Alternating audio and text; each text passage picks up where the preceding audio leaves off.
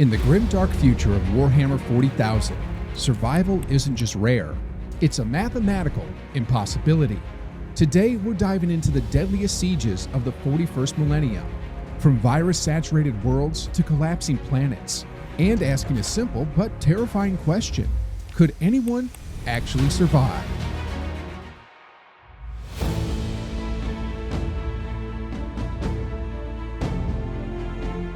Cadia wasn't just a planet, it was a fortress. Its garrison of 848 million Imperial Guard troops stood at the bulwark against the Eye of Terror, and its surface bristled with defensive fortifications honed over millennia, defensive bastions the size of cities, void shields layered in concentric rings, and artillery emplacements capable of punching holes through battleships orbited the world like a steel shell. But none of that mattered during the 13th Black Crusade.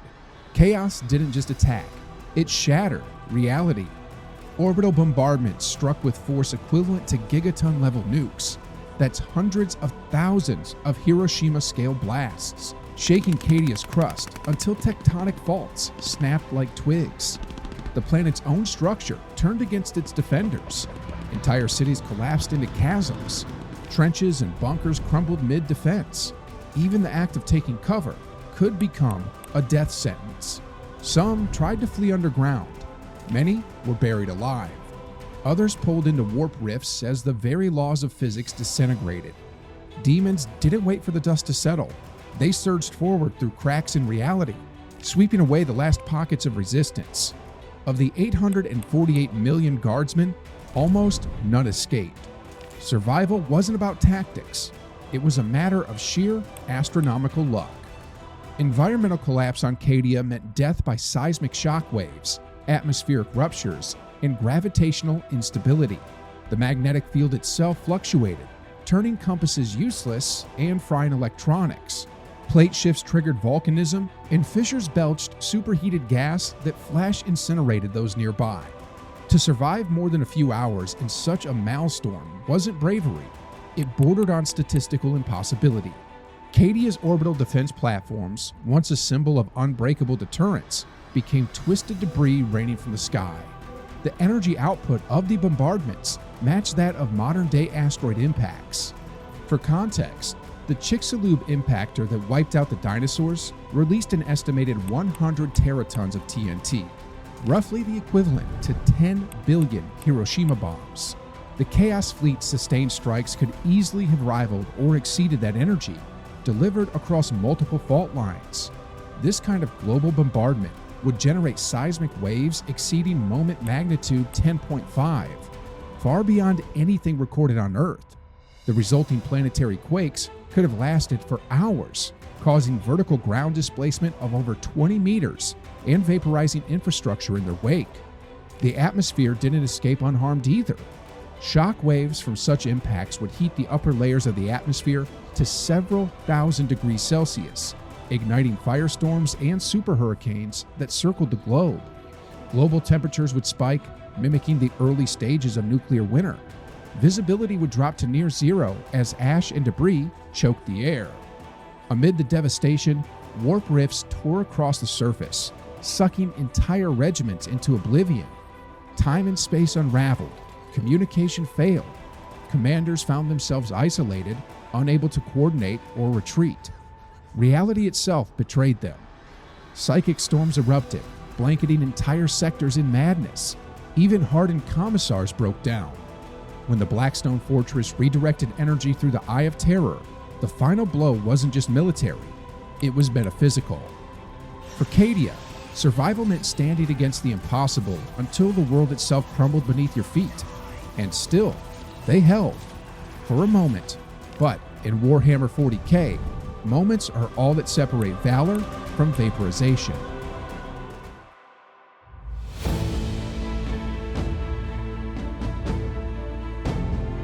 Imagine standing in the heart of humanity's empire while it falls apart around you.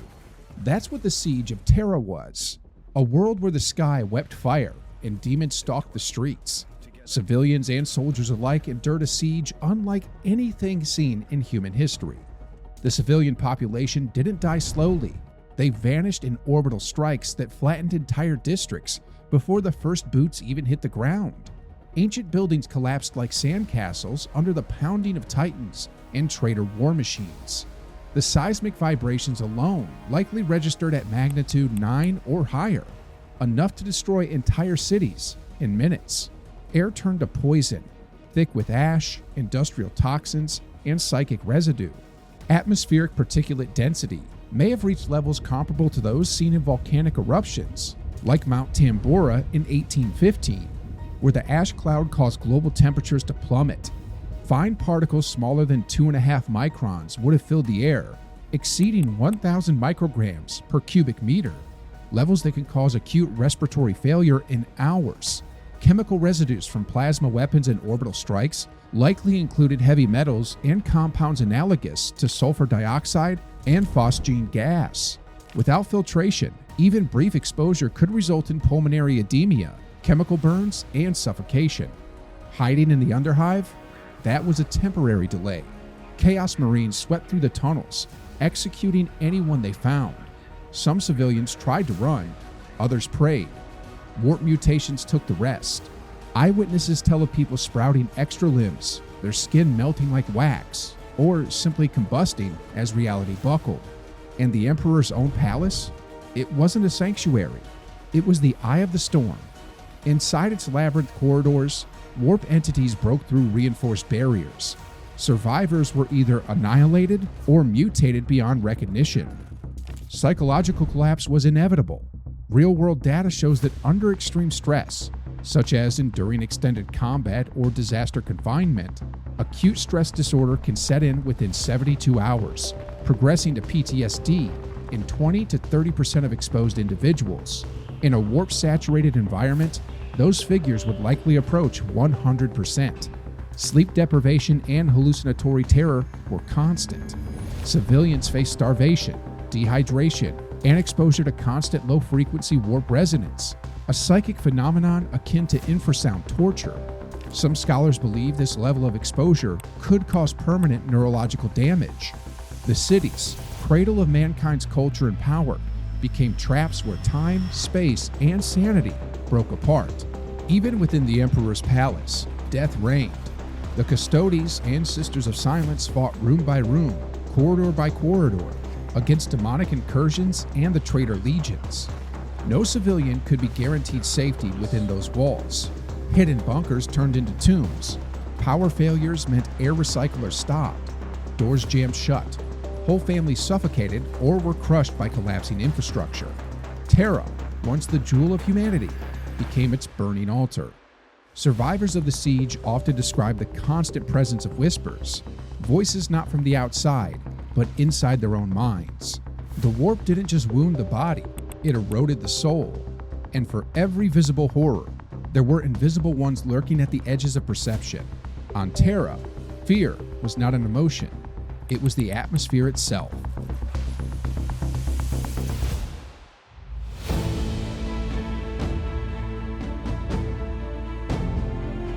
Tallarn wasn't conquered in battle, it was erased. When the Iron Warriors virus bombed the planet, they deployed a bioweapon with no equal. The viral agents released were so potent, they destroyed all organic life within minutes. Not hours, minutes. Let's put this in perspective. Anthrax spores kill in days. VX nerve gas in minutes. The Tallarn virus? Seconds. It was designed to break down cellular structure on contact, and it lingered. Atmospheric modeling suggests that the virus particles, suspended in dust storms and jet streams, made the entire planet unbreathable for months, if not years. The initial viral cloud likely exceeded the density of any man-made gas weapon in history. The effect was a death fog. Inhalation meant cellular liquefaction and neurological disintegration. Even post-bombardment, contact with contaminated surfaces was fatal. Plants wilted instantly. Livestock became puddles. Entire ecosystems ceased to exist in a single planetary breath. Survivors weren't fighting orks or chaos. They were fighting time, air, and despair. Inside sealed bunkers, every breath came from a dwindling oxygen tank. Every creak in the structure was a potential leak. Real-world studies on isolation, like those on submarine crews or Antarctic stations, show elevated rates of psychosis after just a few weeks. On Tallarn, there was no rescue, no sunlight, no fresh air. Some tried to leave, none returned. The psychological damage wasn't just fear, it was existential. People weren't just trapped, they were sealed in tombs waiting to die. With no windows, no sound but life support, and no sense of time, hallucinations set in quickly. Some bunkers erupted in violence, others went silent entirely. Communication between shelters broke down as power failed. Later analysis revealed just how insidious the virus was. Its structure mimicked prions, capable of rewriting proteins in the body and converting them into neurotoxic agents. Even after environmental cleanup operations began decades later, the soil remained infertile. Recolonization efforts were abandoned. Tallarn survivors, those rare few, emerged to a world of sand, metal, and ghosts. The conflict that followed was fought in tanks, within sealed vehicles, over a wasteland where humans couldn't breathe. It wasn't just survival of the fittest, it was survival of the sealed.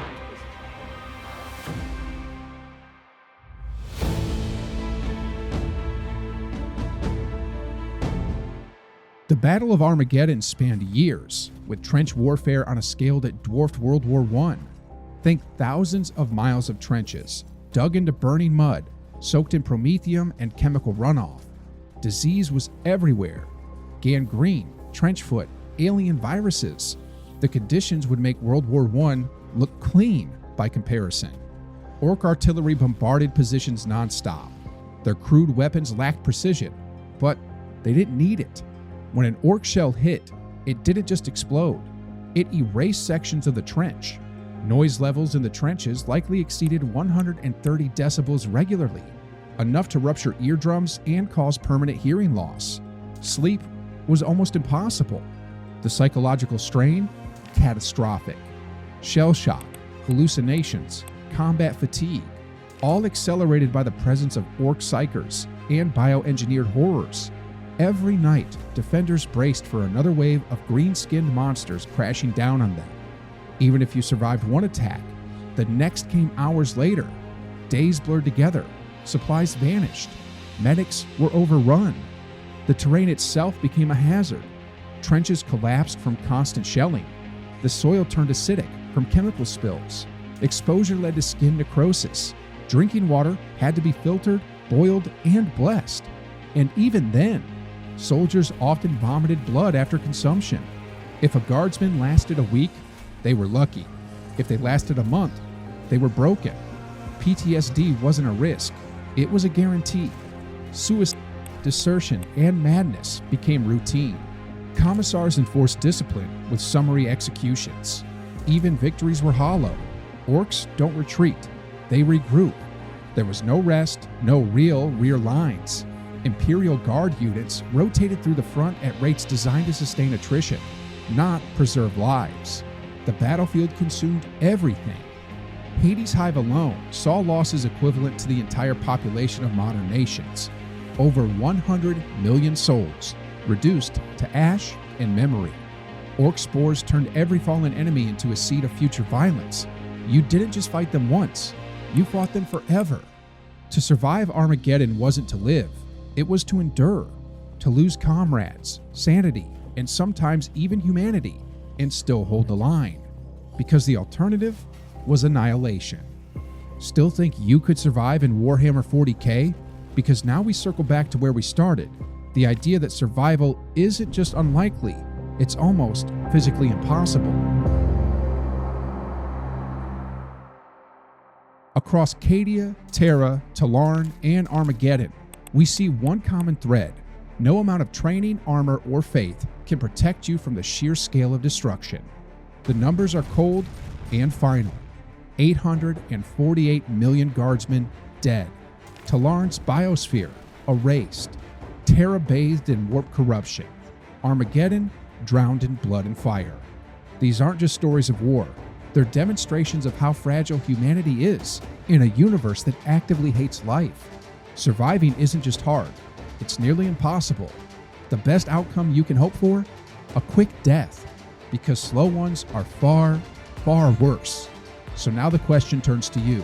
Which battlefield would you least want to face?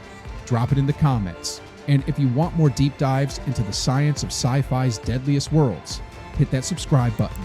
Because in Warhammer 40K, knowledge isn't just power, it's your only real weapon.